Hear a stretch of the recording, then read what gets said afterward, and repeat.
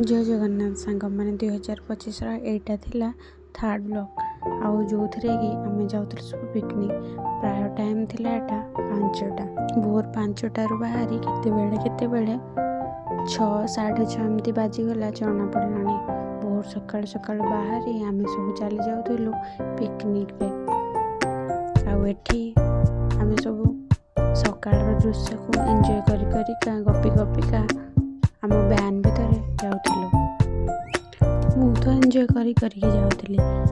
आशा कर वीडियो माध्यम आपण मैंने भी देखी एंजॉय करुवे। हाँ आ भावुवे मुझे कौ पिकनिक को यहाँ था आम स्कूल पिकनिक जो थे कि आम कौटी जाऊँ आपण मैंने भी भावुवे आम जाऊँ माँ बायाणी पीठ पात्रपड़ा को जोटी कि माँ को दर्शन करने सहित आम भोजी भी आम मजा करूँ। मु तो यहाँ प्रथम थर जाऊँगी आपण मैंने जदि जाइछन्ति आगरू ताहले मते कमेंट करेंगे। मु तो फास्ट थर जाई बहुत मजा करी हेले कौन जीवाक जी एक्साइटमेंट लगुला बाट से दूर थिला आउ फास्ट टाइम जेहेतु मत लगुला बाट केतेबेले सरुनी कौटी से जगह केमिति थिबो कौन हेतिबो से सब देखिया मन में बहुत उत्सुकता। आउ एठी देखंतु सूर्य देवता भी आसीगले तांकर पहली किरण को देखी देखी आनंद करे मजा करी आम जाइथिलु जगह मुंडक। आउ देखंतु केतेबेले आपण मानक सहित गपु गपुका आम भी पहुंची जाइथिलु जगह पाखरे और माँ को पाखरे। एठी आम समस्त गाड़ी ओल्हे जगह को देखी नौलु जगह केमिति हेतिला कौन हेतिला तापर आमर सब प्रिपेरेसन भोजी प्रिपेरेसन स्टार्ट ये देखते समस्ते आमर काम लगी पड़ी कटाकटी करने सहित मजा मस्ती भी होता। चलतु देखा आग को सब कौन कौन हो टाइम पाखापाखि 9टा हो जाता आमर कटाकटी बहुत सरी जाता आउ मझे मुझे वीडियो करने को भूल जाइए एत बड़े टाइम हो जाता आकुरेट जना ना तथापि से गोटे पाखापाखि आम से चली जाइलु माँ को दर्शन करी मन बहुत खुशी एत शांति लगुला मुझे वीडियो माध्यम कहीपरि एटी समस्ते माँ को दर्शन करने को आम ये छिड़ा माँ को दर्शन करूँ बाहरीचु कथार अच्छी माँ पाखरे सब सुख दुख सब जनइले मनर दुख सब हालका हो जाए। आमे भी सेमती समस्ते जाइथिलु माँ को पाखक भोग नहीं भोग किणाकिणी कर सारी जाइथिलु माँ को पाखक माँ को दर्शन कर सतरे बहुत खुशी लगला। आउ एठी माँ को पाखरे दीप धूप सब लगे आमर दुख सब जनाऊँ दर्शन कर सारी आम चली जाइलु जो भाई पाखर भोग आनिलु पाखे भोग नहीं सब पैक कर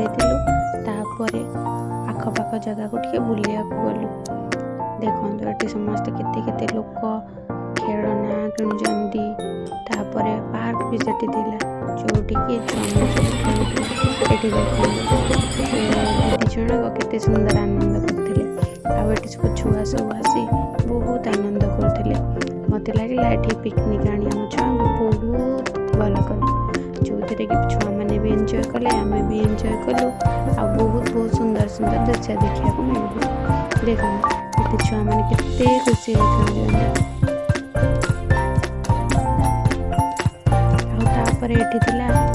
गोटे फुवारा जोटि कि छुआ मैंने फोटो उठा बहुत खुशी जाऊे आमको भी खुशी लगला ताहा देखी ये बहुत सुंदर कर देखो ये आम पेरेंट्स मैंने सब बहुत चली चली कि बुली बुली कि सब थकी जासी ये बसी पड़े मझे खाଇବା पीवा बड़ी भारी व्यस्त हो जाती वीडियो करने को भूल जाती खाଇବା पीवा सब सरीगला आम टे फूल आड़ को फूल जोड़ी थी से देखा चली आसलु बहुत सुंदर लगुला से फूल गुड़िक आपण मैंने भी देखिपे आम जाइलु ये जलधारा आड़ को समस्ते तो सहीटा देखा बहुत एक्साइट था मुझे फास्ट टाइम जेहेतु जाइली देखा एक्साइटमेंट थी आउ ବହୁତ ଥକା ଲାଗିଥିଲାଣି। ଏତେବେଳେ ଟାଇମ୍ ପାଖାପାଖି ହେଇଯାଇଥିଲା 4ଟା ପାଖାପାଖି। ତଥାପି ବି ଆମେ ନ ଥକିକି ଚାଲି ଯାଇଥିଲୁ ଜଳଧାରା ଦେଖିବାକୁ। କଷ୍ଟ ତ ହେଉଥିଲା, ହେଲେ କ'ଣ କରିବୁ, ମନରେ ତ ଇଚ୍ଛା ଥିଲା ଦେଖିବାକୁ। ଆଉ ଆମେ ସବୁ ଯାଇଥିଲୁ। ଏଠି ଟିକେ ଆମ ରୋଜା ମ୍ୟାଡ଼ାମ୍ ଆଉ ଆର ମ୍ୟାଡ଼ାମ୍ ସମସ୍ତେ କ'ଣ ଫଟୋ ଉଠାଇବାକୁ ଟିକେ ରହିଗଲେ, ସେଇଥିପାଇଁ ମୁଁ ଟିକେ ଭିଡ଼ିଓକୁ ବନ୍ଦ କରିଦେଲି। ଆଉ ଏବେ ଏଠି ଦେଖନ୍ତୁ ପାହାଡ଼ର କେତେ ସୁନ୍ଦର ଦୃଶ୍ୟ। ଆଉ ଏଠି ସମସ୍ତେ ବହୁତ ଜଲ୍ଦି ଚାଲିବାରେ ଯାଇଥିଲେ, କାରଣ ଆମକୁ ବାହାରିବାର ବି ଥିଲା ଘରକୁ। ସେଇଥିପାଇଁ ଆମେ ଶୀଘ୍ର ଚାଲିକା ଯାଇଥିଲୁ ଜଳଧାରା ଆଡ଼କୁ। ଆଉ ଦେଖନ୍ତୁ ଆମେ ସବୁ କେତେ ଜଲ୍ଦି ଯାଉଛୁ।